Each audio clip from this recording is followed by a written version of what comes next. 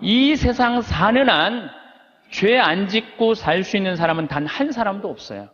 저는 죄 질 것 같아요? 안 질 것 같아요? 저도 져요. 저도 져요. 제가 평택에 처음에 32살 때 본당 신부로 나갔을 때 교우들이 거의 4,000명이 넘었어요.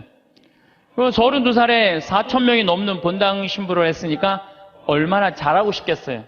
주일날 미사가 끝나면은 대미사 한 1,000명 정도 미사 참여로 왔어요. 그러면은 그 미사 끝에 성당 마당에서 그 교우들 손 한 번씩 잡아주려고 한 분도 안 빼고 손을 잡아주면서 눈 마주치면서 일일이 말은 다 못했지만 눈으로 잘 지냈느냐, 잘 지내라 이런 마음으로 눈인사까지 다 했어요.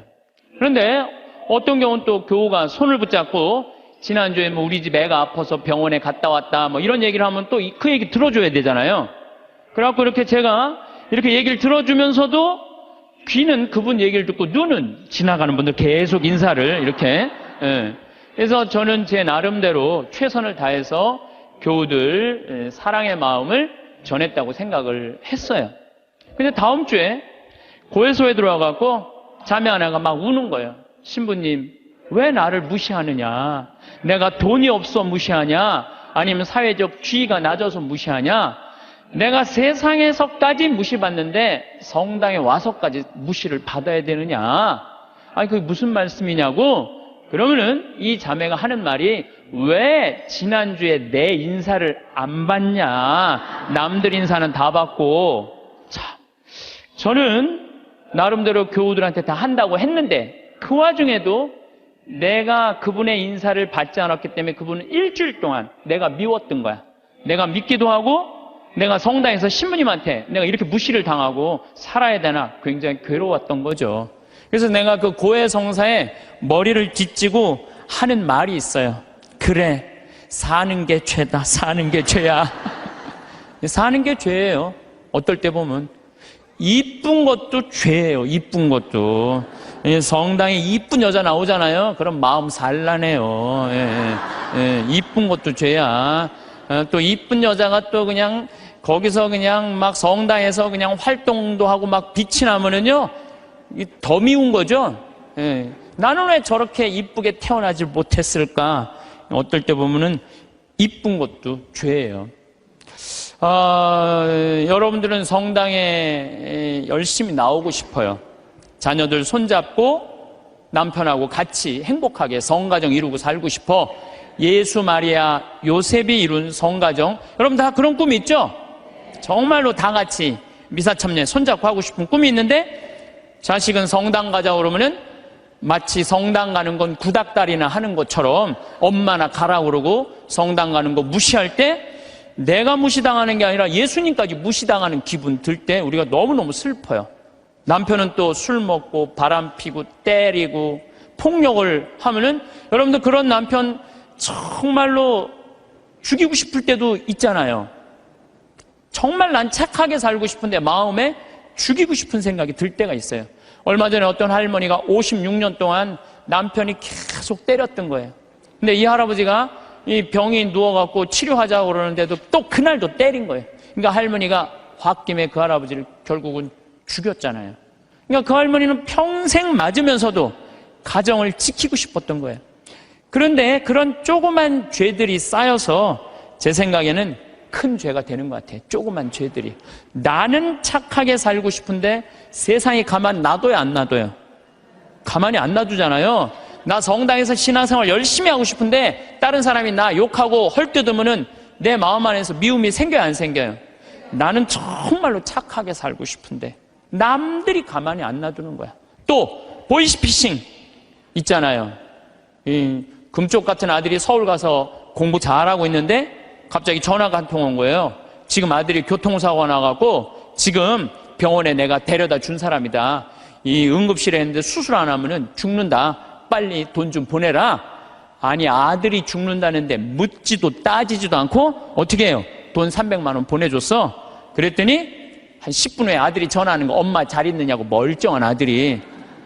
이미 돈은 보냈는데. 그렇게 2008년부터 3만 건이 넘는 보이스피싱에 우리 순진한 사람들이 얼마만큼의 돈을 손해를 받느냐면 3,700억을 손해를 봤어요. 3,700억을. 그러니까 그 착한 사람들이 그렇게 돈이 사기당했다고 생각했을 때 화가 나요, 안 나요? 화가 나요. 착하게 살고 싶은데도 세상이 가만히 놔두지 않는 거예요. 근데 여러분들, 여기 계신 여러분들 대부분이 착하게 살고 싶은 분들일 거예요. 그러니까 이 시간에 여기 나왔겠죠. 한번 착하게 살아보고 싶은 의지가 있는 분들 아니에요. 근데 남을 죄짓게 하는 사람들은 반드시 하느님께서 거기에 응당한 대가를 치른다고 예수님 말씀하시잖아요. 예수님께서 이런 말씀을 하시죠. 남을 죄짓게 하는 일이 일어나지 않을 수는 없다. 참 중요한 말을 해요. 우리가 세상을 살면서 남을 죄짓게 하는 일을 안 일어날 수는 없다. 그러나 불행하여라. 그러한 일을 저지르는 자, 이 작은 이들 가운데 하나라도 죄짓게 하는 것보다 연자매를 목에 걸고 바다에 내던져지는 편이 훨씬 낫다. 너희는 스스로 조심하여라. 우리 이 세상 살아가면서요, 나도 죄를 안 짓고 살아야 되지만 나로 하여금 다른 사람이 죄를 져서는 안 된다는 거예요. 그래서 항상 죄에 대해서 경계를 해야 되는 거죠. 그래서 여러분들 주위 중에 지금 사기치는 사람들, 남 괴롭히는 사람들, 이런 사람들 누가 다 대신 벌 줄 거야? 하느님께서 대신 다 벌 줄 거예요. 그래서 여러분들이 직접 벌 주지 마세요. 누구한테 미뤄? 하느님한테 미뤄. 하느님이 좀 알아서 좀 해달라고. 그래서 이 세상에서 제일 회개시키기 힘든 사람이 어떤 사람이냐면은 자기는 죄 지은 게 하나도 없고 다 남 탓이라고 생각하는 사람. 마누라 실컷 두들겨 패고 난 다음에 당신 마누라 때리면 안 된다고 그럴 때 나는 잘못한 거 하나도 없다. 저 마누라가 잘못해서 내가 두들겨 팬 거다. 이런 사람은 회개시킬 수가 없어요. 그러니까 여기 계신 분들 중에 나는 지금 잘하고 있는데 남들이 잘못돼 갖고 내가 죄를 짓는 거다. 내가 때리거나 이러는 거다. 이거 큰 위험에 빠진 분들이에요. 옛날에 러시아에 신부님이 한 분 계셨어요. 이 신부님은 이렇게 시내 본당 신부님이었어요. 근데 이렇게 가정방문 아침에 나가고 병자성사를 나갈 때 보면 그 앞에 몸 파는 여자들이 그냥 성당 앞에 시내니까 쫙 있었어요. 그래갖고 밤새 막 옷 그런 거 그냥 빨아놓고 걸어놓으면은 신부님이 나가면서 회개하라고, 니네들 때문에 수많은 사람들이 죄 속에 빠지고 너희들도 죄의 굴레 속에서 산다고, 회개 안 하지면은 너희들은 지옥에 갈 것이라고. 신부님 나갈 때 또 들어올 때 또 그냥 밤에 그냥 여자들이 그냥 몸 판다고 쫙 이상하게 옷 입고 앉아 있으면은 그냥 신부님 눈꼴이 시잖아요. 그러니까 뭐라 그래? 회개하라고. 너희들 그렇게 죄 지면은 지옥에 갈 거라고. 그래 신부님이 평생 그 여자들한테 회개하라고 얘기를 했어요. 그래도 이 여자는 먹고 살아야 되니까 그냥 신부님이 그럴 때마다 눈물을 흘리고 회개를 했어요. 그런데 신부님이 그렇게 열심히 하늘나라 선포하다가 돌아가셨어요. 돌아가셨는데 신부님이 돌아가신 날 그 성당 앞에서 맨날 몸 팔던 여자도 같이 죽은 거야. 똑같은 날. 그래갖고 이제 베드로 성인 앞에 가고 이제 천당, 지옥, 연악, 도정을 딱 받으려고 이렇게 줄 서서 있는데 신부님이 가만히 보니까 평생 몸 팔고 살던 여자가 앞에 딱 서 있는 거야. 이 여자가 내 앞에 있네? 그래갖고 이제 저 여자 평생 죄 짓고 산 여자니까 저 여자는 지옥에 갈 거야. 그리고 이렇게 있는데 베드로 성인이 그 여인을 보더니 안다는 듯이 싹 웃으면서 이 치부책을 대충 넘기는 거야. 대충 넘기더니 한다는 소리가 천당 도장을 딱 찍어주는 거예요.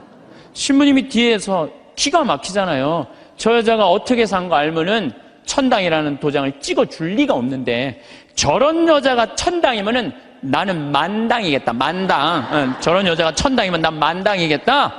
그래갖고 신부님 차례가 딱 됐는데 베드로 성인이 신부님을 딱 보더니 안 됐다는 듯이 이렇게 쳐다보더니 이 장부를 자세히 꼼꼼히 넘기는 거예요.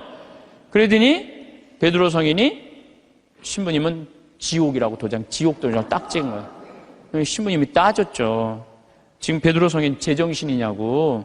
평생 몸 팔고 산 저 여자는 천당이고 하느님 나라 평생 선포하고 산 난 왜 지옥이냐고. 이유를 대라고. 그랬더니 또 신부님이 또 컴플레인을 하니까 이거 그냥 넘어갈 수가 없어서 그럼 내가 장부를 다시 한번 보겠다고. 그랬더니 그 여자 장부를 막 넘기더니 이 여자 천당 맞다고. 그리고 신부님 장부를 다시 보니까 신부님 지옥 맞다고. 이유가 뭐냐? 그랬더니 베드로 성인이 이런 말을 해요. 이사야전서 1장 18절에 이런 얘기가 있다. 신부님 아느냐? 주님께서 말씀하신다. 오너라. 오늘 10일을 가려보자. 너희의 죄가 진홍빛 같아도 눈같이 휘어지고 다홍같이 붉어도 양털같이 되리라. 하느님께서는 아무리 죄를 많이 져도 하느님이 따지기 시작하면은 진홍같이 불러도 눈같이 휘어질 거다. 다홍같이 붉어도 양털같이 휘어진다. 그리고 내가 2000년 전에 내가 예수님한테 물어본 거 당신 기억 안 나느냐고. 베드로 성인이 이 루카복음 17장 4절에 주님, 제 형제가 죄를 지으면 몇 번 용서해 줘야 됩니까? 17장 4절에는 뭐라고 그러냐면 하루에 7번 잘못해갖고 7번 다 와서 용서해 달라고 그래도 용서해 줘라. 나는 그렇게 배웠다. 근데 신부님이 나갈 때마다 회개하라고 할 때 그 여자는 눈물을 흘리고 회개했다. 그럴 때마다 나는 2000년 전에 예수님이 세워놓은 원칙에 따라서 다 용서해줬다. 그래서 이 여자는 평생 매일매일 용서를 빌어서 이제는 용서해줄 게 없다. 근데 신부님은 평생 살면서 남 회개해라, 지옥에 간다 말은 했는데 신부님은 한 번도 하늘에 대고 눈물 흘리면서 용서 청한 적이 없다. 근데 신부님이 평생 살면서 죄 한 번도 안 졌냐? 봐라, 이거 평생 쌓인 장부 한번 쫙 해고 신부님이 그걸 보고 아무 말도 안 하고 스스로 지옥으로 걸어 들어갔다는 이야기가 있어요. 인간으로 태어난 이상 우리가 죄를 안 짓고 살 수는 없습니다. 근데 제가 이렇게 가만히 보면요, 시골에서 사는 분보다는 도시에서 사는 분들이 죄를 훨씬 더 많이 져요. 시골에는요, 죄질 일이 거의 없어요. 제가 우리 평창 읍내 이렇게 저녁에 나가보면은요, 여기 도시에 와보면 막 빙글빙글 막 이상한 이발소 막 돌아가는 거 천지잖아요. 우리는 하나도 없어요, 그런 게. 죄 짓고 싶어도 질 수가 없어요, 죄 짓고 싶어도. 그리고 우리 시골은 밤에 이렇게 낮에도 마찬가지예요. 읍내에 나가면은 신호가 한 2개, 3개 있는데 아무리 늦게 떠나도 빵빵거리는 사람이 없어요. 근데 내가 서울 강의, 오늘도 서울에 와서 강의하지만 1초만 늦게 출발해도요, 빵빵빵빵 그래요. 이게 사람 사는 동네인지 또 아래층, 위층 또 층간소음 때문에 서로 싸우고 스트레스하고 그냥 설날 그냥 아래층 사람들이 위층에 그냥 찾아온 자식들 다 죽이고. 이게 도시에서 살면 살수록 죄를 많이 짓는 것 같아요. 시골에서 사는 것보다는. 또 높은 자리에 올라가면 올라갈수록 죄를 지을 수밖에 없어요. 내가 알던 어느 시장님. 네, 시장님인데 열심히 우리 천주교 교우죠. 근데 자기는 정말로 돈을 안 받았대요. 정말 하느님 앞에 맹세할 수 있대요. 그런데 자기가 감옥에 10달 갔다 왔대요. 갔다 온 이유가 뭐냐면 추석 때 선물 꾸러미들이 그렇게 많이 들어온대요. 그러면은 선물을 막 다 보낸대요. 그럼 정말 사과 박스 같은 게 들어오면은 그 미처 못 보내고 던지고 가는 사람이 있대요. 그럼 업무 바쁘다 보면 다음날 뜯어보면 거기 안에 돈이 꽉 들어있대요. 그래갖고 다시 돌려줘도 하루만 그게 그 집에서 잠을 자도 이게 꺼리가 된다는 거예요. 자기는 전혀 받고 싶지 않은데. 그러니까 높은 자리에 올라가면 올라갈수록 죄 짓고 싶지 않은데 그래서 여러분들 출세하는 거 그렇게 좋아할 거 없다는 거예요. 높은 자리에 올라가면은요, 죄 지을 수 있는 기회가 훨씬 많아요. 많이 가지면 가질수록 죄를 더 많이 짓는. 부자가 하늘나라 들어가는 것보다는 낙타가 바늘구멍 통과하는 것이 훨씬 쉽다고 예수님 말씀하셨잖아요. 많이 가진 사람 많이 내놔야 돼요. 빌 게이츠, 워런 버핏 이 두 사람이 얼마를 만들어놨냐면 1000억 달러를 만들어놨어요. 1000억 달러. 빌 게이츠는 600억 달러를 내놓고 워런 버핏은 300억 달러를 빌 게이츠한테 줬어요. 자선재단에. 그럼 웬만한 사람이면은 자기가 만들고 싶잖아요. 300억 달러면. 참, 우리나라 전 대통령 300억 원을 냈다고 그러는데 이 빌 게이츠, 워런 버핏은 자기가 관리하지도 않아요.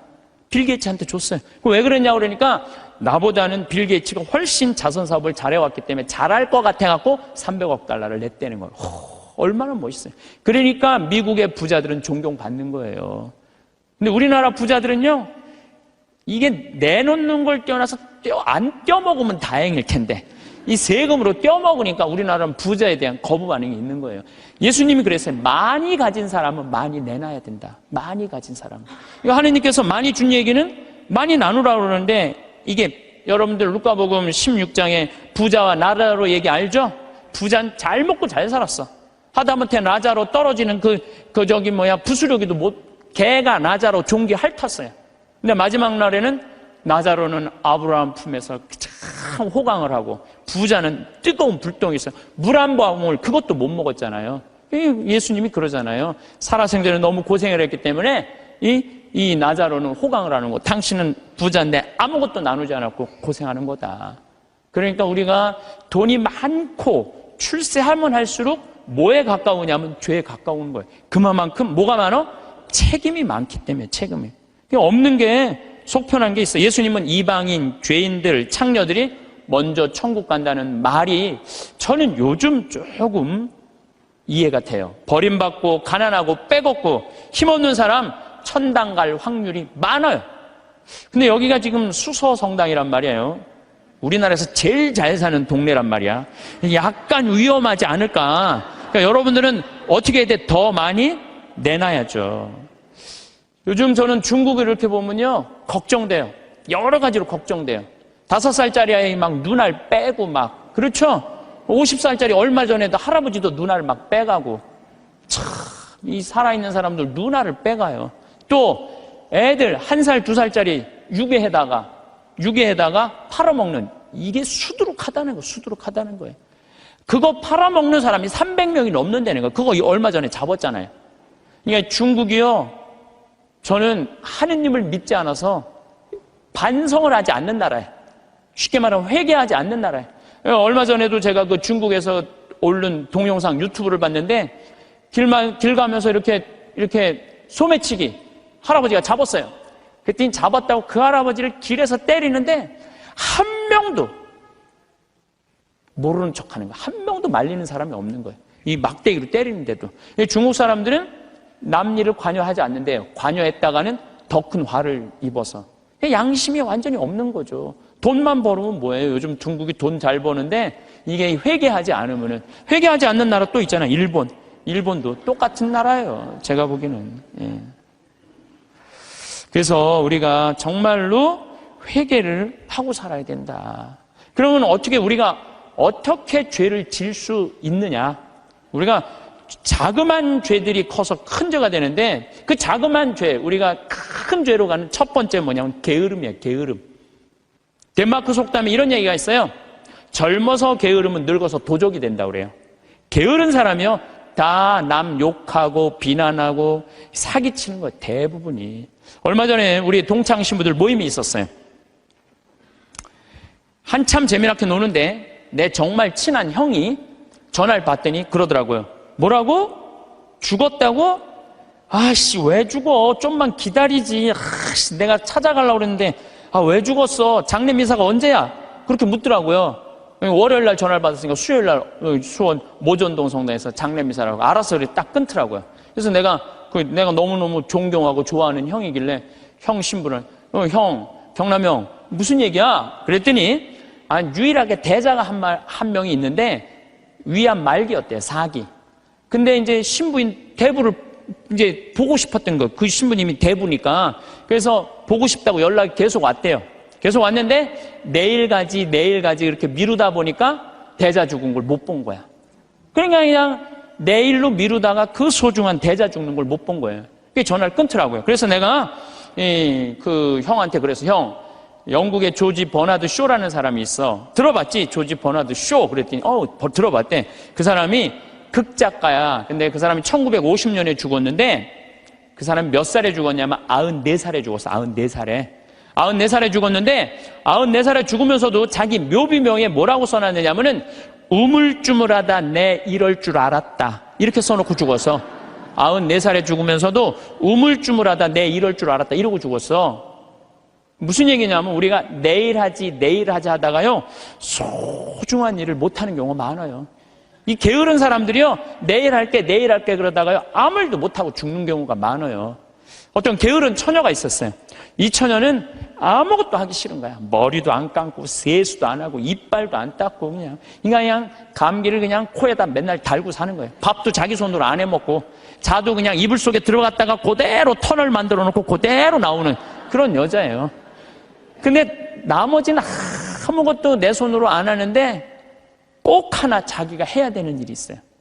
똥은 자기가 싸야 돼요. 똥은 자기가 싸야 돼요. 똥은.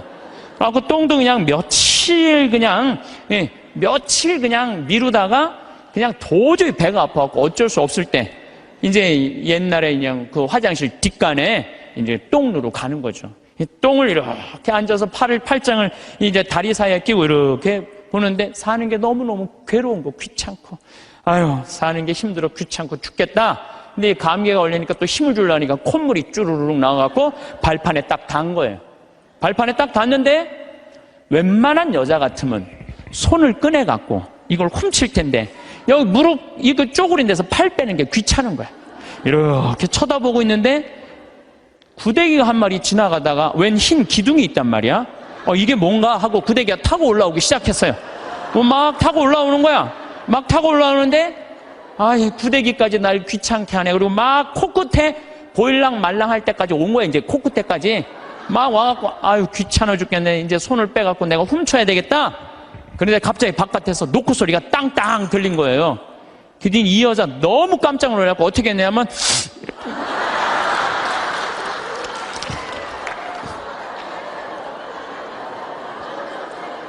우물쭈물하다가 그러는 경우 참 많아요. 우물쭈물하다가 큰 코 닥치는 사람들 많아요. 여러분들 이런 분들도 많아요. 성당 나가. 나중에 나갈게. 내가 좀 더 늙으면 나갈게. 그러다가 성당 나가서 회개도 안 하고 정말 하느님 만나지도 않고 그러다가 갑자기 죽는 경우 많아요. 막 게으른 처녀나 내일 가지 그러다가 그 중간에 그냥 시모님한테 병자성사도 못 받고 죽는 사람이나 뭐 달라요? 달릴 게 뭐 있어요? 우리 생태마을에는 이제 그 여름에 환경 피정을 해요. 전국에서 70개 성당이 와요. 그럼 애들이 한 3,000명 정도 와요.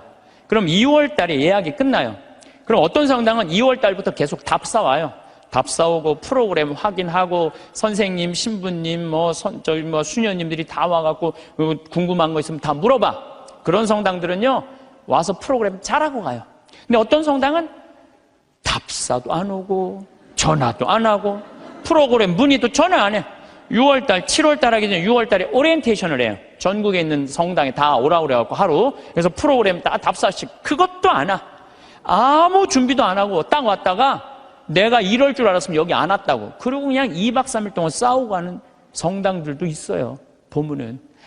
인생에 있어서 준비가 안 돼 있는 사람들은 항상 싸워요. 항상. 보면은 우리 생태마을에도 우리 직원들 이렇게 보면은 야 여기 고추밭에 대 좀 한 100평 좀 전부 다 걷어놔. 저녁에 와보면 안 걷어놨어. 왜 안 걷어놨어? 태풍이 온다고 그랬다. 누가 일을 시켰다. 계속 핑계를 대요. 그럼 내가 잘라요. 게으른 사람은 어떻게 했어요? 자르면 또 우린 대개 서울 경기도에서 이제 다 취직을 해갖고 하잖아요. 집에 가갖고는 또 뭐라고 했냐면 그 생태마을 망해야 된다고 그런 데는 막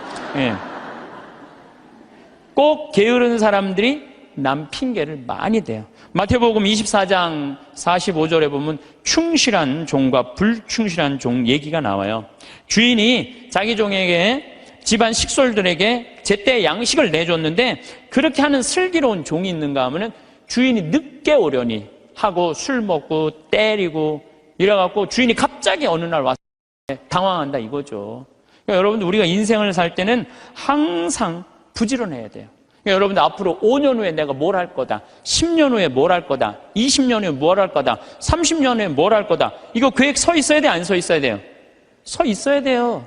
그런데 그냥 아무 계획 없는 분들, 여기 지금 50에 은퇴해갖고 나는 아무 계획이 없다. 그러면은 50에 은퇴하면은 죽어요, 안 죽어요? 그 죽으면 너도 편안하고 나도 편안하고 대한민국 다 편안한데 안 죽어요. 50이 넘어서 100살까지 안 죽는 거. 50년 동안 아무 계획이 없는 사람들은 게으르게 살 수밖에 없어요. 여러분들 우리나라가 지금 100살 이상이 몇 명이냐면 13,400명이에요. 100살 이상이. 근데 더 놀라운 건 뭔지 아세요? 3년 전에 내가 100살 이상 넘은 사람들 조사를 했을 때 몇 명이냐면 2,400명이었어요. 2,400명. 3년 사이에 10,000명이 늘은 거, 10,000명이. 안 죽고 10,000명이 그대로 3년 사이에 10,000명이 늘은 거예요. 지금 90살에서부터 100살까지는 몇 명이냐면 13만 4천 명이에요. 13만 4천 명. 그런데 80살에서부터 90살까지는 몇 명이냐면 97만 명이에요. 97만 명. 근데 70살부터 80살까지 몇 명이? 270만 명, 273명. 그래서 65세 이상이 몇 명이? 613만 명, 613만. 근데 이분들이 안 죽고 그대로 가는 거야, 이제. 안 죽고 그대로 가는데 계획이 있어요, 없어요? 계획이 없는 거예요. 이거 큰일이에요. 저는 제가 신학교 때 무슨 세미나를 했느냐면은 30년 전 얘기예요. 신학교 때 무슨 세미나를 했느냐면은 앞으로 주 5일째가 되면은 사람들 성당 안 간다. 토요일 날, 일요일 날 놀러 나가지 성당 안 간다. 그리고 한두 번 놀러 나가다 보면은 특히 천주교는 고해성사 봐야 되고 귀찮으니까 냉담길로 들어선다. 프랑스 예를 들었어요. 프랑스는 신자가 95%인데 미사 참여는 8%밖에 안 돼요. 90%가 성당 안 나가는 거야. 우리 한국 천주교도 그 꼴이 올 거다. 그런 세미나를 했었어요. 그래? 만약에 그렇다면은 내가 신부가 될 때는 나는 이렇게 해야지. 시골에다가 아름다운 데다 집 져놓고 토요일 날, 일요일 날 클리 놀러 와라. 클리. 놀러 와서 거기서 미사 참여도 하고 교육도 받고 찬양도 해자. 그래갖고 저는 신학생 때부터 생태마을 꾸밀 걸 생각을 했었어요. 그때부터 나는 공부도 하고 책도 읽고 그래서 신부 되자마자 저는 땅 보러 다녔어요. 돈이 한 푼도 없는데도 30억짜리, 50억짜리 땅 보러 다녔어요. 진짜로. 근데 한 15년 전에 교구에서 평창에 땅이 있으니까 쓰라고 저한테 허락을 했어요. 그래서 저는 15년 전부터 생태마을을 꾸민 거예요. 쫙 꾸몄죠. 이제 지금 거의 이제 제가 이제 신부된 지 20년이 넘었는데 우리 생태마을을 20년 동안 꾸며놓으니까요. 너무 행복한 거예요. 막 봄에는 마로니에, 뭐 자기나무, 그다음에 벚나무, 뭐 별꽃이 다 피는 거예요. 참 아름다워요. 요즘 가을엔 또 단풍이 그냥 기가 막혀요. 그러니까 여러분도 한번 생각을 해봐요. 여러분도 한 5평짜리 내가 정원을 꾸며놨을 때 그 이 정원이 이쁘면 행복해, 안 행복해요? 근데 내 정원은 15,000평이야. 15,000평. 15,000평이니까 나는 그걸 보고 있으면요 너무 행복한 거예요. 나는 하느님께서 우주를 나는 15,000평을 만드는데 하느님은 우주를 창조했잖아요. 우주를 창조하고 뭐라 그랬어요? 보시니 참 좋았다. 첫날도 보시니 참 좋았다. 둘째 날도 보시니 참 좋았다. 셋째 날도 보시니 참 좋았다. 여섯째 날 마지막 인간 만들어 놓고 보시니 참. 나는 그 느낌 아니까.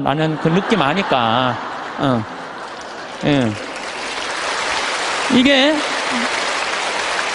내가 이 평창 생태마을을 꾸며놓으니까 교우들도 많이 오고 그랬더니 이제 주교님께서 저를 부르시더니 수원 교구에 15만 평이 있다는 거예요. 여주에.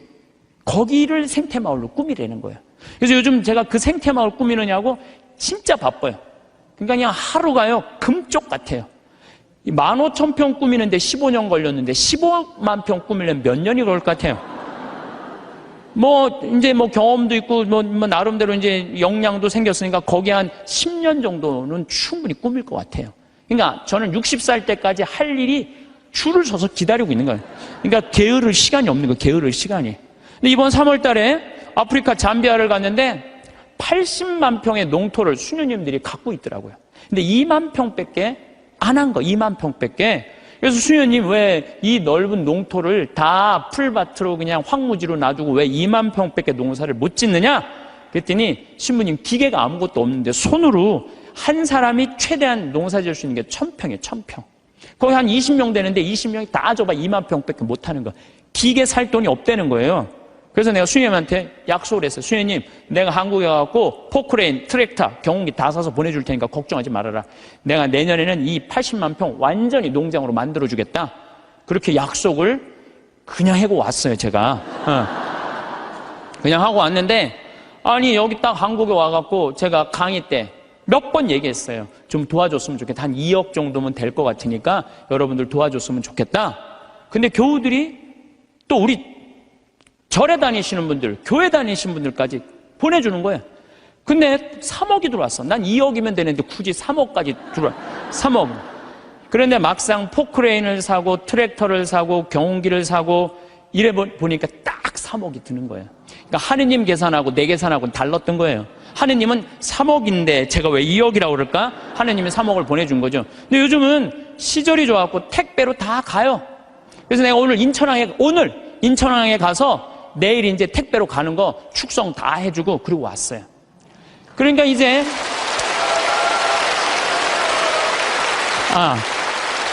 이거는 제가 박수를 받아야 될 게 아니고 정말로 함께 해줬던 그 많은 분들 1,000만 원씩 봉헌해 주신 분들이 받을 박수예요. 저는 아무것도 한 게 없어요.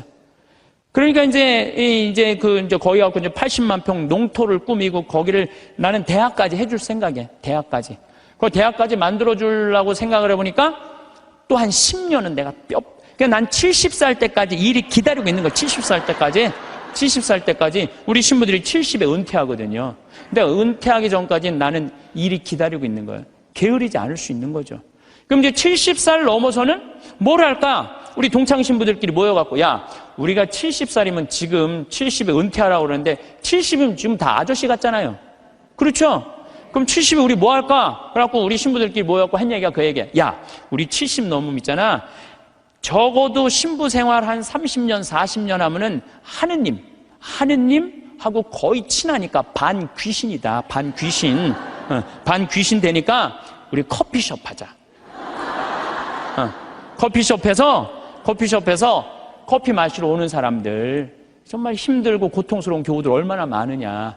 근데 본당 신부님 바쁘니까 면담도 못하고 커피 타주면서 너 면담하면 앉아서 면담해주고 우리 동창이 20명 되니까 하루에 돌아가면서 해봤자 일주일에 하루만 나가서 일하면 되는데 우리 요즘은 사주팔자 커피숍도 많더라. 야, 우리 신부들도 은퇴해갖고 그거 해주자. 제가 그런 얘기 해요. 우리가 죽을 때까지 계획이 있어야 돼요. 계획이 없으면은요 우리의 삶이 너무너무 힘들어요. 우리의 삶이. 여러분들은 무슨 계획이 있으세요? 내가 지금 50, 60대 갖고 남은 30년, 40년 어떻게 살 계획 있으세요? 없으세요? 만약에 없다면은요 게으른 처냐고 별반 달릴 게 없어요. 지금 바로 지금 다가오고 있어요. 근데 아무 일도 안 하고 있으면 문제가 많은 거예요. 그리고 내가 그 요양병원 의사가 나한테 해준 얘기예요. 70살 먹은 딸이 93살 먹은 엄마한테 요양병원에 와갖고 뇌졸중으로 쓰러진 엄마한테 와갖고 밥을 먹이면서 한 숟갈 먹일 때마다 죽어 그러더래요. 그래서 왜 엄마한테 밥을 먹으면서 죽으라고 그러느냐? 그랬더니 70살 먹은 딸이 하는 얘기가 의사 선생님 내 말 좀 들어보라고. 엄마가 91살 때 뇌졸중으로 쓰러졌다는 거예요. 여러분들 90살 넘으면요 기력 다 떨어질 때. 그렇죠? 거기에 뇌졸중까지 쓰러지면은 길게 살아야 6개월, 1년이에요. 그래서 자식이 75, 73, 70, 그 다음에 68이라는 거야. 그 자기네들도 자식한테 매달려 사는데 그 90살 먹은 엄마 어떻게 모시냐. 병들은 엄마. 마침 엄마가 7천만 원짜리 전세 살고 있었대. 우리 그 전세 빼갖고 엄마 요양병원에 넣자. 살면 얼마나 살겠느냐. 그래갖고 엄마를 요양병원에 넣은 거예요. 여러분들 근데 이걸 알아야 돼요. 90살 넘어갖고 요양병원에 들어가잖아요. 그럼 의사들이요 안 죽여요. 살려내요. 그래갖고 2년 동안 이 할머니가 안 죽은 거야. 그러니까 7천만 원을 다 쓴 거야. 다 쓰고 난 다음에 이제 병원비를 안 내니까 모시고 가라. 그러니까 오빠가 모셔라. 아니다, 나는 받은 거 없다. 네가 더 받지 않았냐. 나는 없다. 서로 이래갖고 원수 돼갖고 안 만나는 거야. 70이 넘어서 자식들이. 엄마는 죽지도 않고. 그러니 자식 원수 만들고 91살에 2년 동안 누워서 돈만 축내니 그렇게 살아서 뭐하냐. 그러니 차라리 어떻게 해라? 죽어라. 그래 죽어 그러면서 먹이더래요. 이게 여러분들 남의 얘기가 아니에요. 여러분들 얘기예요. 여러분들 우물쭈물하다 내 이럴 줄 알았다. 이 꼴 날 분 많아요. 여기 그냥 아무것도 안 하고 아무 일도 안 하고. 그래서 저는 여러분들한테 정말 권하고 싶은 거는 내가 자식들한테 정말 늙어서 구박받기 싫으면 지금 운동해야 돼요. 운동을 하는데 무슨 운동을 했냐면 헬스 해야 돼, 헬스. 헬스장에 다녀야 돼요. 나이를 먹으면 먹을수록 헬스장에 다녀요. 미국은요, 헬스장에 다 할머니, 할아버지들이 다 다녀요. 그래갖고 돌아가실 때 6개월 이상 고생하면서 돌아가는 분들이 거의 없대요. 95%가 6개월 이내에 거의 다 돌아가신대요. 근데 우리나라는 치매 걸린 할머니, 할아버지가 거의 58만 명이에요. 58만 명. 610만 명 중에 거의 10%에 달하는 할머니가 똥오줌을 싸고 지금 저 누워 있는 거예요. 그러니 그 가족들이 미쳐요, 안 미쳐요? 미치는 거예요. 그러니까 여러분들도 내가 지금부터 삶의 계획을 잘 짜셔야 돼요. 내가 이렇게 살아야 되겠다, 저렇게 살아야 되겠다. 이런 계획이 없으면요, 참 힘들어요. 사도 바오로가 데살로니가 후서 2서 3장 16절에서 15절에 이런 얘기를 해요. 무질서하게 살아가면서 우리에게서 받은 전통을 따르지 않는 형제는 누구든지 멀리 하십시오. 우리는 여러분과 함께 있을 때 무질서하게 살지 않았고 아무에게서도 양식을 거저 얻어먹지 않았으며 오히려 여러분 가운데 누구에게도 폐를 끼치지 않으려고 수고와 고생을 하며 밤낮으로 일하였습니다. 사도 바오로도요, 하느님을 전하면서도 교우들한테 폐 끼치기 싫어갖고 어떻게 밤낮으로 그물 짜는 일을 했다는 거예요. 그물 짜는 일. 사람은요, 일을 해야 돼요. 일 안 하는 사람들이 다 남 탓하고 남 비난하고 이러는 사람들, 일 안 하는 사람들이, 사실 우리는 여러분 곁에 있을 때 일하기 싫어하는 자는 먹지도 말라고 거듭 지시하였습니다. 일하기 싫어하는 사람은 먹지도 말라 이거예요. 그런데 듣지 않니 여러분 가운데 무질서하게 살아가면서 일은 하지 않고 남의 일에만 참견만 하는 자들이 있다고 합니다. 일 안 하면 할 일이 없는데 뭐 할 것 같아요? 참견하는 거예요. 여러분들 50, 60 넘어갖고 부부싸움 왜 하는 줄 알아요? 남편들하고 부부싸움 왜 하는 줄 알아요? 할 일이 없으니까. 할 일이 없으니까 싸우는 일밖에 없는 거예요. 그냥 아내 뭐 반찬을 왜 이렇게 했느냐, 청소를 이렇게 했냐, 그냥. 그러니까 젊었을 때 그냥 제발 일찍 퇴근하라고 그래도 그냥 일찍 집에도 들어오지 않더니 늙어선 굳이 집에 들어오지 않아도 되는데 그냥 때 따라 철 따라 그냥 집에 들어와갖고 그냥 일이 없으니까 챙겨내는 게 일이. 그런 사람들에게 우리는 주 예수 그리스도의 이름으로 지시하고 권고합니다. 묵묵히 일하여 자기 양식을 벌어 먹도록 하십시오. 오늘도 내일도 아무 계획이 없거나 일이 없으면 사는 게 지겨워요. 일이 없으면 지겨워요. 우리는 저는 어렸을 때 시골에서 농사 졌어요. 옛날에는요, 다 일해야지 먹고 살았어요. 전 7살 때 벼를 뱄어요. 사람들이 믿지 못하겠지만 할머니들은 이해가 할 거예요. 7살 때 벼를 뱄어요. 벼를 베고 아버지가 꼭 이 뒤에다가 꼭 볕단을 한 단씩 져줬어요. 그럼 그걸 지고 집에까지 갔었어야 돼. 그걸 지고 가면 목이 얼마나 따가운지 몰라요. 그래갖고 내가 지금도 기억이 안 되니까 논두렁에 내가 이렇게 그게 무거우니까 기대고 한 얘기가 있어. 아유, 사는 게 이렇게 힘드네. 이렇게. 그러니까 옛날에는요, 중고등학교 뭐 학교도 못 다녔지만은 옛날에는요, 애들이 10살, 15살 다 일했기 때문에 문제 있는 애들이 없었어요. 근데 요즘은요, 아버지만 일해도 다 먹고 살아. 나머지는 일을 안 해도 돼. 근데 학생은 뭐가 전문이에요? 뭐가 일이에요? 학생한테는 공부가 일이죠. 그런데 여러분들 이걸 알아야 돼요. 대한민국 이 병을 고쳐야 돼요. 애들이요, 중학교 1학년 때까지는 따라가요, 공부를. 근데 중학교 2학년만 되면 못 따라가요. 갑자기 함수, 이원 1차 연립 방정식 뭐 이런 게 막 미지수 뭐 이런 게 막 나와요. 그러니까 애들이 이해를 못하는 거. 중학교 2학년만 되면은 영어도 막 관계 대명사, 관계 부사. 내가 2학년 교과 과정을 다 이거 강의하는 거 뽑아봤어. 나도 모르는 게 많더라고. 나도 모르는 게. 그러니까 중학교 2학년 애들은요, 몸은 크지 이해는 안 되지. 엄마는 공부하라고 그러지. 학교 가면은 수업 시간에 알아듣는 건 하나도 없지. 신경질이 나요, 안 나요? 그러니까 이 중학교 2학년 애들이 무서운 거예요. 그래서 무서운 거. 얘네들이 얼마 전에도 중학교 2학년 애가 뭐 선생님한테 욕을 하고 그냥 신경질 하는데 창문을 깨갖고 그냥 여기 붕대를 감고 왔더라고. 중학교 2학년이요, 무시무시해요. 얼마 전에 미국에서도 중학교 2학년 애 총 쏴서 선생님 죽였잖아요. 북한이 왜 전쟁을 못 일으켜요? 중학교 2학년 애들이 무서워서 전쟁을 못 일으켜요. 얘네들이 무슨 일을 할 줄 몰라갖고. 여러분 혹시 자녀들 중에 중학교 2학년, 걔네들 무서워요. 중학교 2학년 애들. 요즘은 그 운전면허인데도 초보 운전 이거 안 써붙인대잖아요. 차 뒤에다가 중2 타고 있음 이것만 써붙이면 그냥 아무도 안 건드려요. 아무도. 그러니까 중학교 2학년 때부터 어떤 일이 벌어지느냐면은 중학교 2학년, 3학년, 고등학교 1, 3학년 5년 동안 이해 안 되는 상태에서 5년을 학교를 다니는 거예요. 그러니까 이때부터 뭘 하느냐면 게임을 하는 거예요. 이때부터 게임을 하는 거예요. 그건 이해가 되니까. 게임은 이해가 되잖아요. 몇 번만 하고. 그리고 시험은 한 번 못 보면 그걸로 끝나지만 게임은 한 번 실패해도 다음에 다시 기회 줘요, 안 줘요? 머리만 살면 계속 기회를 주잖아요. 그러니까 애들이 게임에 미치는 거예요. 그러니까 5년 동안 게임을 하면은요, 정상적인 애들이 거의 없어요. 근데 독일은요, 딱 7학년제로 해갖고 중학교 2학년 딱 나이 돼갖고 얘가 공부를 이해를 한다. 그럼 인문계 학교로 보내요. 공부를 이해 못한다. 그럼 기술학교로 보내요. 기술학교로. 얘네들은 스트레스 받을 일이 하나도 없는 거야. 우리나라는 이해하는 놈이나 못하는 놈이나 다 고등학교 3학년 때까지 가는 거야. 이제 내일 모레 이제 수능 볼 때까지 다 같이 가는 거야. 수능 볼 때까지. 그러니까 5년 동안 얘네들이 다 학교 폭력에, 왕따에, 자살에 수많은 문제들을 일으키는 거예요. 공부 못하는 애들은요, 학교 가갖고 운동을 하든지, 아니면 내가 지금 잠비아 트럭탑 경운기 포크레인 보내듯이 트럭탑 경운기 포크레인을 배우든지, 그럼요, 걔네들 절대 문제 일으키지 않아요.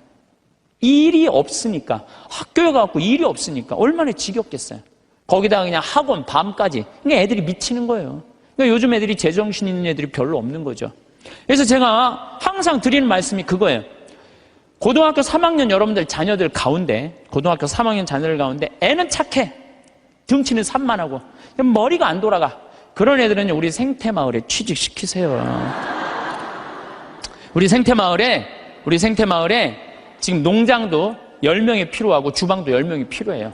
왜냐하면은 농장에요, 천지가 돈이에요. 여러분 고개만 돌리면 천지가 돈이에요. 왜? 이 10월 1일부터 한 20일까지 깻잎 따거든요. 깻잎만 작년에 우리가 5천만 원, 5천만 원어치 깻잎을 담아서 팔아요. 그러면은 2억 원어치를 따도 2억 다 팔아요. 근데 딸 손이 없는 거야. 딸 손이. 깻잎 끝나고 나면 콩잎, 이 콩잎 누런 거 이거 다 돈이에요. 다 돈이에요. 그것만 따갖고 된장 속에 박아두면은 서울 사람들 그것만 먹으면 이거 어디서 사느냐고. 다 돈이야, 다 돈. 근데 뭐가 일이 없다는 거예요. 내가 우리 수원교구 주부에다가도 고등학교 3학년 아이들 중에 튼튼한 아이들, 수능 시험 못 본 애들, 이런 애들, 착한 애들, 이런 애들 취직 원서 내라고 내가 수없이 지금 내도 고등학교 3학년 졸업한 애들은 한 명도 없어요. 뭐냐면 내 자식만은 농사 안 시키겠다 이거예요. 내 자식이 여기서 빈둥거리고 놀아도 끝났는데도 엄마들은 꿈을 포기하지 않는 거예요. 대한민국의 불행이 여기 있는 거예요. 거기서 그냥 원서만 넣어갖고 대학 들어가 봐요. 그럼 끝나고 난 다음에 취직 안 되면. 그래서 캥거루가 우리나라가 47만 명이에요. 엄마의 그 뱃속에서 25, 30살이 됐는데도 직장을 못 구하고 그냥 집에서 엄마 뱃속에서 그냥 거기서 용돈 받아갖고 쓰는 애들 캥거루가 47만 명이래. 47만 명. 그러니까 그 집들이 다 스트레스 받는 거예요. 죽이느니 원수니 너 같은 걸 낳고 내가 미역국을 끓여 먹은 내가 미친놈이라는 둥 뭐 이런 일들이 벌어지는 거예요. 저는 그래서 이런 생각이 들어요. 지금 시골에 우리가 농민들이 한 350만, 한 360만 정도 되는데 다 70, 80, 90의 나이가. 취직 그 집에 다 테란이에요. 다. 지금 20대들 놀고 집에서 컴퓨터 게임 이거 하는 애들 전부 다 거기 취직시키라는 거예요. 뭐 국가에서 월급 좀 주고. 그래갖고 앞으로 블루오션은 농업이에요. 농업이 블루오션이에요. 사람이요, 일을 해야지 죄를 안 져요. 일하는 사람은요, 남 탓할 시간 없어요. 남 핑계 댈 시간 없어요. 일이 막 하는 사람들, 하루하루가 금쪽 같은데 남 욕할 시간이 어딨어. 아무것도 할 일 없는 사람이 대통령부터 저 밑에까지 다 욕하는 거예요. 온갖 거 다 참견하면서 다 일 없는 사람들이 남 욕하는 거지, 일 있는 사람은요, 남 욕할 시간이 없어요. 그래서 우리가 진짜 무서운 거는 일을 안 하는 거다. 요즘 일하고 싶어도 일자리가 없다고들 하는데 우리나라들 중소기업, 농촌 천지가 일손이 모자라요. 우리 형님도 뭐 큰 형님도 한 40명 정도 공장에서 데리고 일을 하는데 우리나라 아이들은요 일주일만 하면 다 내던지고 간대요. 그러니까 우즈베키스탄, 파키스탄 뭐 이런 데서 방글라데시 얘네들 쓸 수밖에 없다는 거예요. 나도 한번 공장에 가보니까 다 까만 애들이 그냥 눈 그냥 하얀 애들이 막 이런 애들이 다 일을 하더라고요. 그러면서도 우리는 일자리가 없다고 이러니 이게 얼마나 얼마나 답답하냐 이거예요. 여러분들, 섹스피어는 이런 얘기를 해요. 잠자는 거인보다는 부지런한 난장이가 낫다고 그래. 아무리 능력이 뛰어난 자라도 부지런한 사람을 이길 수가 없어요. 그러니까 여러분들 자녀들 중에 대학을 나왔어. 최고의 교육을 받았어. 근데 일을 안 하면요, 아무 소용이 없는 거예요. 고등학교, 중학교 나왔지만 열심히 일하면요, 얘네들이 훨씬 낫다는 거예요. 근데 우리나라는 노동의 신성한 가치를 꼭 펜대를 굴려야지 훌륭한 사람이란 이 머릿속에, 이 게으름 때문에 대한민국이 죄 속에 드는 거예요. 저는요, 무슨 성폭력, 뭐 학교폭력, 뭐 자식이 부모 죽이고, 노름하고, 게임하고, 다 뭐 때문에? 일이 없어서. 일만 하면요, 이런 죄들 싹 없어져. 우리 농장 직원들이 하는 얘기가 있어요. 해만 지면 잔다는 거지. 아무 생각 없이 사는 거야. 아무 생각 없이. 해만 지면. 그냥 밭에 나가서 그냥 일하고, 그냥 해만 지면 자고, 다음날 일어나고 또 해만 지면 자고, 해만 지고 자. 얼마나 좋아요. 근데 아침부터 아무 할 일이 없어. 힘은 흘러 넘치는데. 어떻게 했어요? 죄질 수밖에 없는 거죠. 그래서 작은 죄들이 모여서 큰 죄가 되는 거예요. 그래서 첫 번째 우리가 경계해야 되는 건 게으름이에요, 게으름. 여러분들도 레저를 하든지, 연령회를 하든지, 호스피스 봉사라든지, 헬스라든지, 수영장을 다니든지, 등산을 다니든지, 일을 해야 된다는 거예요. 살아가다 보면 크고 작은 일들이 참 많습니다. 매 순간 우리는 선택하고 그 선택들이 모여 삶의 무늬를 만듭니다. 때로는 좋은 마음으로 한 행동이 다른 이에게 상처를 주기도 합니다. 마음속 생각과 겉으로 드러난 결과가 항상 같지는 않기 때문입니다. 사람의 마음은 참으로 복잡하여 같은 말도 듣는 이의 마음에 따라 다르게 새겨지기도 합니다. 의도하지 않았지만 나도 모르는 사이에 누군가의 마음에 작은 돌멩이를 던질 때도 있습니다. 이것이 바로 인간관계의 어려움이며 삶의 여러 모습입니다. 어쩌면 완벽하게 좋은 뜻만 전달되는 소통은 없을지도 모릅니다. 서로의 마음을 온전히 이해한다는 것은 참으로 어려운 일입니다. 예쁜 꽃을 보고 잠시 마음이 흔들리거나 남이 가진 좋은 것을 보고 부러워하는 마음, 다들 한 번쯤 느껴봤을 감정입니다. 이런 감정들은 자연스러운 것입니다. 하지만 그 감정이 어디로 흘러가는지 가만히 들여다볼 필요는 있습니다. 부러움이 시기심으로 변질되거나 작은 바람이 큰 욕심으로 자라나 마음을 어지럽힐 수도 있습니다. 때로는 가까운 가족 사이에도 서운함이 쌓여 마음이 무거워지기도 합니다. 기대가 클수록 실망도 큰 법일까요? 아니면 표현하지 못한 진심이 오해를 낳는 것일까요? 어쩌면 서로에게 귀 기울이는 시간이 부족했을 수도 있습니다. 세상의 이런저런 일들 앞에서 화가 나거나 슬픔을 느끼는 것도 어쩌면 당연한 일입니다. 불의를 보고도 아무렇지 않다면 그것이야말로 마음이 병든 것일 수 있습니다. 이런 마음들이 다 어디에서 오는 걸까요? 어쩌면 우리 마음속 아주 작은 파문에서 시작되는 것인지도 모릅니다. 그 파문이 커져 삶의 풍랑이 되기도 합니다. 가끔 우리는 나는 잘못한 것이 없다고 생각하며 모든 문제를 남의 탓으로 돌리곤 합니다. 마치 내 눈에 들보는 보지 못하고 남의 눈에 티끌만 탓하는 것처럼 말입니다. 하지만 그렇게 해서 문제가 정말 해결될까요? 다른 사람을 향한 손가락질이 결국 나에게로 돌아올 때도 있습니다. 오히려 자신을 돌아볼 기회를 놓치는 것은 아닐까 생각해 봅니다. 스스로를 성찰하는 것은 용기가 필요한 일입니다. 자신의 부족함을 인정하는 것은 결코 쉬운 일이 아니기 때문입니다. 그렇다고 너무 가혹하게 자신을 책망할 필요는 없습니다. 있는 그대로의 모습을 부드럽게 바라보는 지혜도 필요합니다. 마치 방 안의 먼지는 그대로 두고 창문만 닦는 것과 같습니다. 창밖 풍경이 잠시 밝아 보일지는 몰라도 방 안은 여전히 어지럽습니다. 방 안을 깨끗이 하려면 내 주변부터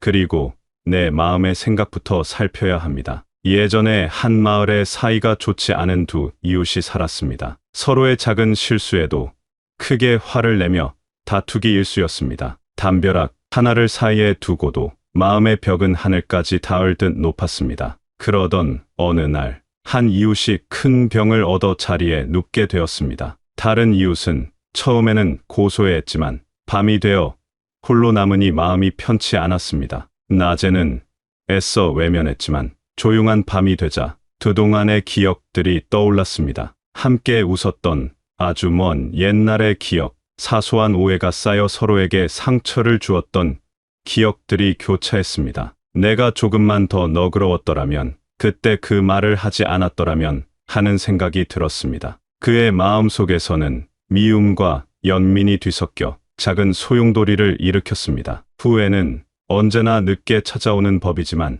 그 후회가 새로운 시작을 알리기도 합니다. 다음 날 그는 작은 죽 그릇을 들고 이웃의 집을 찾았습니다. 떨리는 마음으로 문을 두드렸습니다. 말없이 건넨 죽 한 그릇에 오랜 미움이 눈 녹듯 사라졌습니다.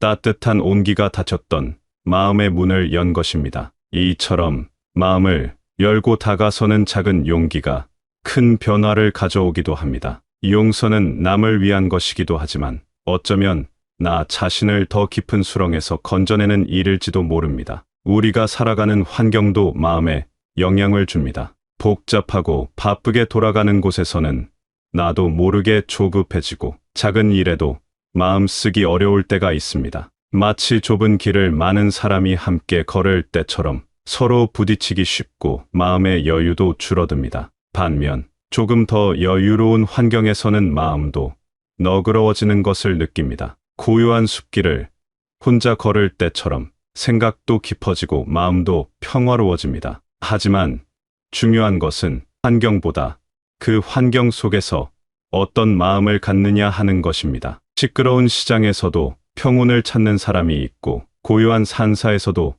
번뇌에 휩싸이는 사람이 있습니다. 결국 내 마음의 중심을 어디에 두느냐가 중요합니다. 어떤 상황에서든 마음의 중심을 잡으려는 노력이 필요합니다. 혹시 이 정도는 괜찮겠지 하며 미뤄둔 일이 있습니까? 아주 작은 구멍이 큰 댐을 무너뜨릴 수 있듯 사소해 보이는 게으름이 때로는 우리 삶에 큰 영향을 미치기도 합니다. 건강을 돌보는 일을 소홀히 하거나 고마운 사람에게 마음 표현을 미루는 것처럼 말입니다. 이러한 게으름은 삶의 작은 기쁨들을 느끼는 감각마저 무디게 만들 수 있습니다. 오늘 해야 할 일을 내일로 미루는 것, 그것은 단순히 시간의 문제가 아니라 마음의 문제일 수 있습니다. 왜 우리는 중요한 줄 알면서도 때때로 게으름을 피우게 될까요?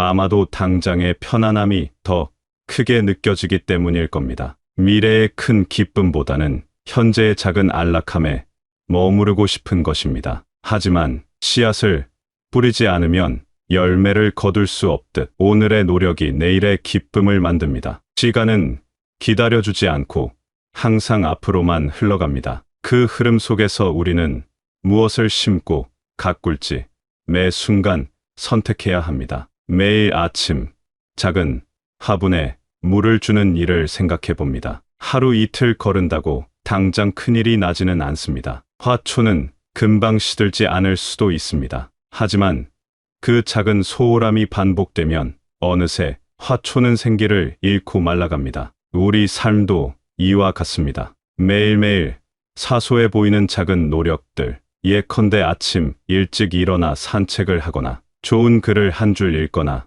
주변 사람에게 따뜻한 말을 건네는 것들이 모여 인생이라는 큰 나무를 자라게 합니다. 그리고 그 꾸준함 속에서 우리는 조용한 만족과 성장의 기쁨을 발견합니다. 그 나무는 건강한 뿌리를 내리고 튼튼한 줄기를 뻗어 아름다운 꽃과 풍성한 열매를 맺게 됩니다. 반대로 매일의 작은 방임은 삶의 나무를 병들게 할 수도 있습니다. 나이가 들어감에 따라 우리는 수많은 경험을 쌓습니다. 그 경험 속에는 햇살처럼 빛나는 기쁨도 있었고 폭풍우처럼 몰아치는 슬픔도 있었을 겁니다. 그 모든 순간이 지금의 나를 이루는 조각들입니다. 이 조각들을 가만히 들여다보면 그 안에 삶의 무늬와 빛깔이 담겨 있습니다. 그렇다면 이 긴 시간 동안 변치 않고 중요하다고 느낀 것은 무엇일까요? 수많은 생각과 가치들이 스쳐 지나갔지만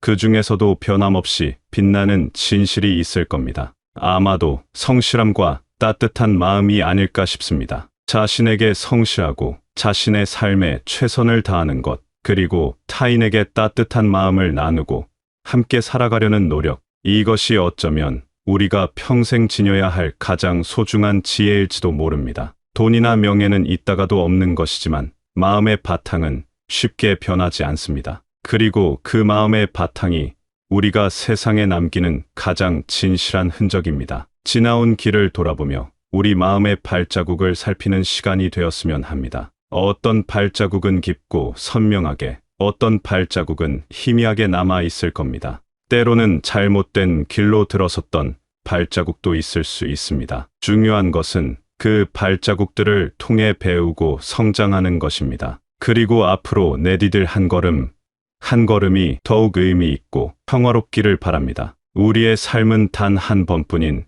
소중한 여정입니다. 매 순간을 깨어있는 마음으로 살피며 그 여정에서 꾸준함 속에 삶의 향기가 배어나도록 매 순간을 소중히 여기며 살아가야 합니다. 오늘 하루 내 마음의 정원에 어떤 씨앗을 심을지 생각해보는 것도 좋겠습니다. 그 작은 씨앗이 훗날 아름다운 꽃으로 피어날 수 있도록 정성을 다하는 하루가 되길 바랍니다. 현재의 순간에 충실할 때 과거의 후회도 미래의 불안도 조금은 가벼워질 수 있습니다. 때로는 삶의 무게가 어깨를 누르고 나아갈 길이 보이지 않아 막막할 때도 있을 겁니다. 하지만 기억해야 합니다. 겨울이 깊을수록 봄은 더욱 찬란하게 다가오듯 어려움 속에서도 우리는 스스로를 일으켜 세울 힘을 간직하고 있습니다. 매일 떠오르는 해처럼 우리에게는 새로운 시작의 기회가 주어집니다. 지치고 힘들 때는 잠시 쉬어가도 괜찮습니다. 작은 풀꽃도